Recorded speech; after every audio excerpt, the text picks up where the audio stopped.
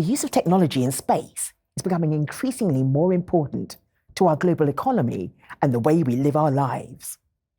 Advent International is investing in the space sector to help accelerate innovation, supporting the UK and allied nations to remain competitive as well as sustaining long-term growth for the future.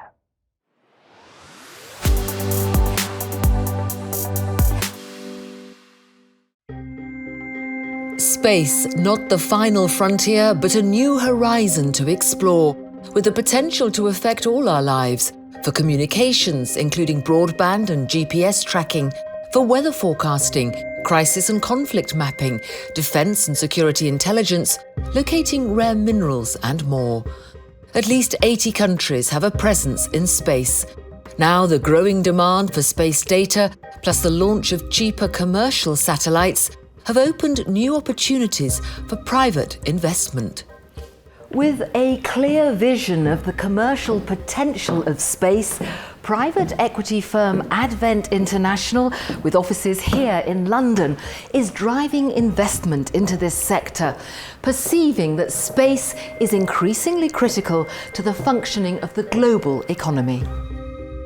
We think space is a very exciting opportunity of growth. And I think the space sector, from an investment perspective, has finally changed in its risk-return profile from being something that was incredibly venturistic and perhaps even subsidized by governments and therefore not quite commercial entirely, into something that we as investors can calibrate and start to invest credibly and responsibly behind. One needs to be fairly patient when investing in space. We're patient capital. We've always said that we can take a longer-term perspective on things. But space is still a big unknown. The reason we in Advent are in it at the moment is to really see how we can make investments at this very early stage that could be incredibly good, while at the same time creating something special, delivering something for the betterment of people more generally. A key investment that could reach some 2.4 billion end users is Advent International's $6.4 billion purchase of Maxar Technologies. Maxar designs, manufactures and operates satellites for customers including NASA, US military and 50 US allies around the world, as well as NGOs and conservation organizations, providing high-resolution images and geospatial information. Anyone using a mobile phone with location services is likely to be using Maxar data. We're monitoring an airfield. The team at Maxar say that having previously been publicly listed, accountable to quarterly earnings reports, now Advent's private equity funding allows the image data provider to become a supplier of actionable intelligence by building their new Legion constellation of satellites and developing next-generation engineering talent.